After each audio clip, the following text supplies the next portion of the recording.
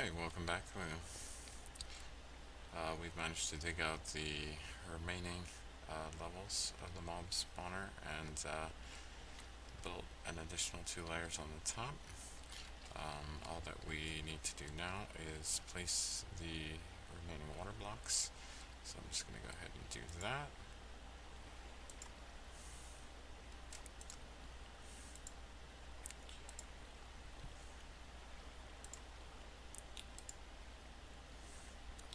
This particular design of the mob spawner that Etho did is a little less difficult to place the water. It doesn't have the glitches in the corners. Requires fewer signs, so it is a little better for when you're first starting a world to do this one versus the one with the 4x4 mob evader in it.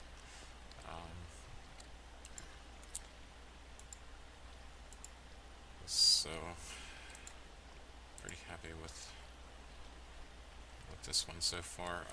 I did dig a tunnel down to the bottom of it just to see what kind of rates I was getting out of it, and it's good. It's not great.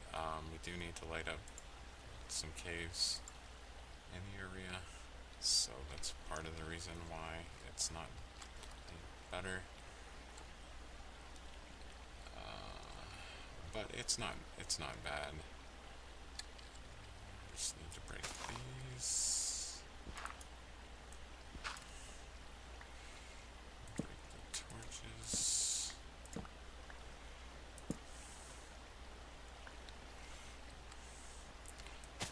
that.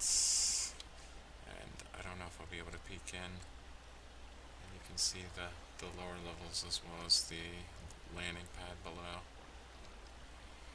And then the other layer up there. And we just need to break that. Oh, glitch with the water. I always have one of these, since I make an infinite water source on the edge of these. I always have one that I don't pick up the water source block properly and end up having problems because of that. So we'll just break this door out. I did bring the chest items out already, as well as the crafting table. So should just be able to seal this up, and it should be dark in there. So now what we can do is go to the bottom and see if we can get some mobs. I'm not sure I remember. Yep, this is the right level. Put a nice little doorway there around it and a little bed.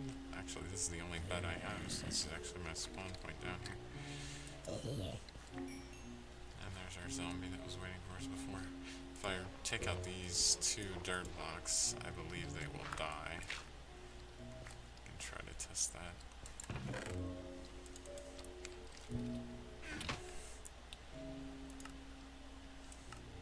I did just get the updated patch for the Feed the Beast, so it's got the clever new voxel menu in it. Anyone? This is too wide just because when I dug it down it was too wide, and couldn't really fill it in because then the mobs would land. So I just left it too wide. So I'm just going to hang out here for a little bit until a mob drops. I'll probably fast forward through this section.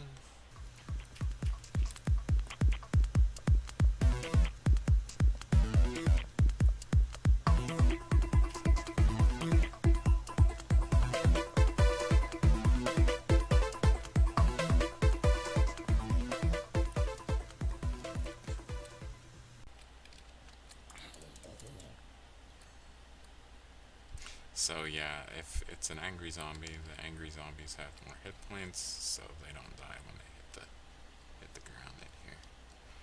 So I don't know if the light's leaking up enough to impact spawn rates or not. I think that light is fog, or at least I hope it is.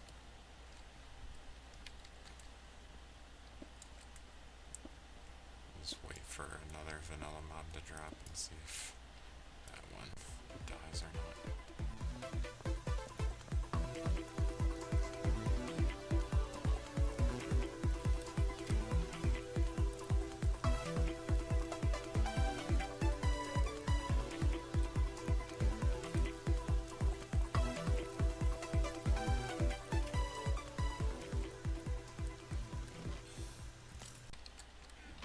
Okay, so as you saw, the skeleton died there, and so did that one.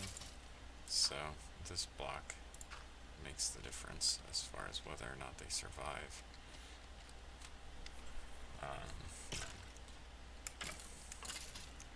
Looks like it takes about 2 hits to kill them.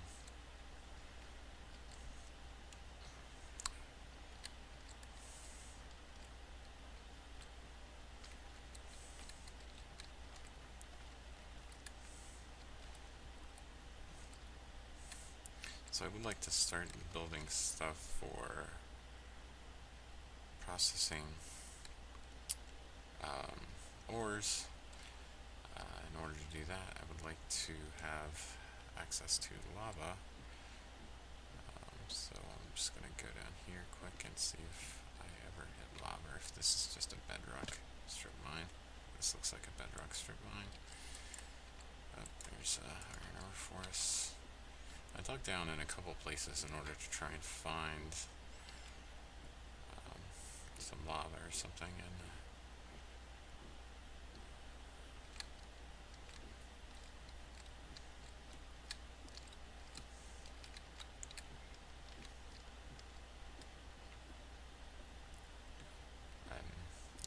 I'm not expecting to get good spawn rates at night due to the fact that the mobs can spawn on the surface. So, probably not going to hang out down there at night.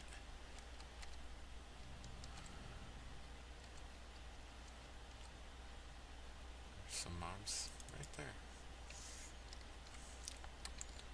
What I do need to do is try to build up around this. I do need those arrows.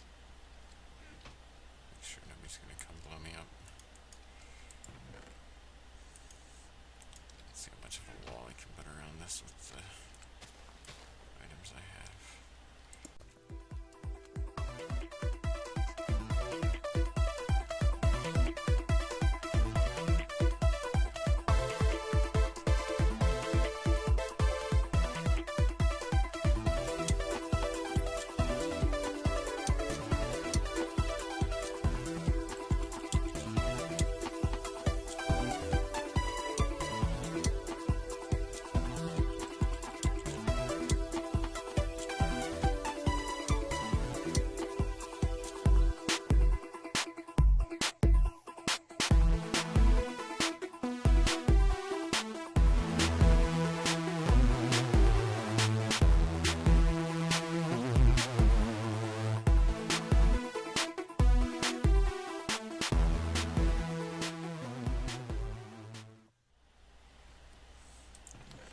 That's all the cobble we have right now.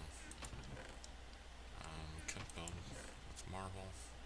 I'd kind of like to save that for some kind of more permanent structure though, so let's put all our ores in this chest. Try to keep everything together a little bit. The mod drops in the other chest. And I just want to check my other mine to see if there's lava here.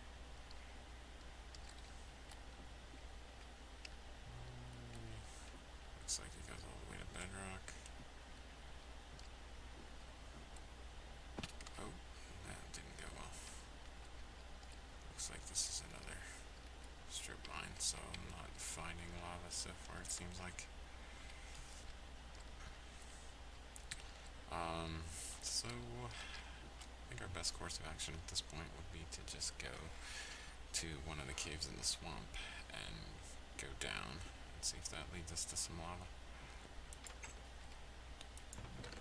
Mob drops we're going to put over here, right? 3 slime balls, rubber tree, some string.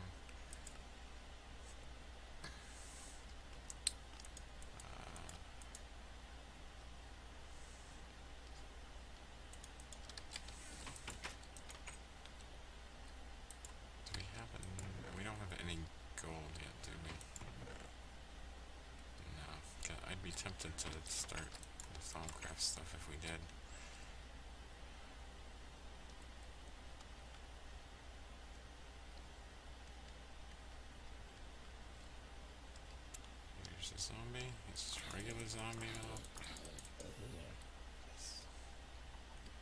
Chickens, how are we doing? Oh, look at all those skeletons. Let's get some cover. We can fight each other. Oh, there you go. Fight each other, please. No, don't look at me. I'm not shooting. Oh, another skeleton. To eat. Slime.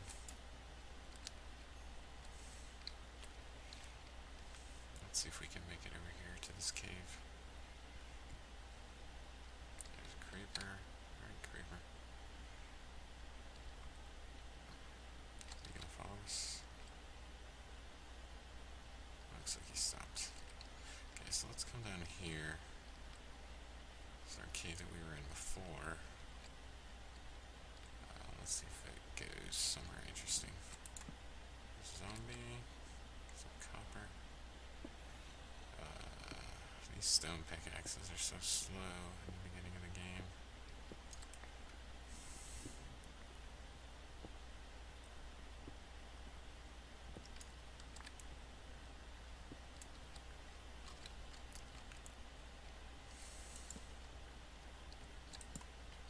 Looks like a dead end that way. It's a good amount of copper. That'll be good to get us started on some of the wiring and stuff we need for Industrial Craft 2.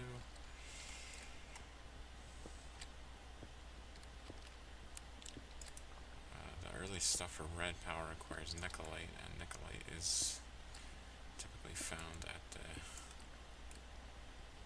gold level and below, so until we mine down pretty deep, I don't think we're going to have much luck with that.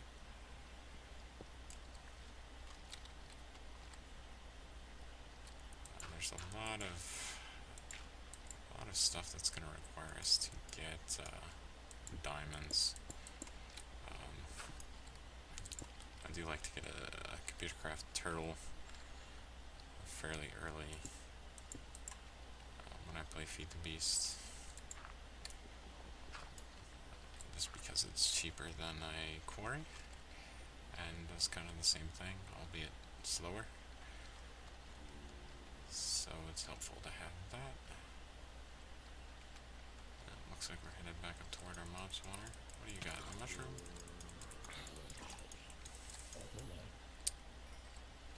Yeah, could start a mushroom farm at some point. Does this go back around in the circle? Nope, dead end. Oh, I hear a mob. Oh, he's outside. So it sounds like we're fairly close to the surface, but this didn't really go down, unfortunately.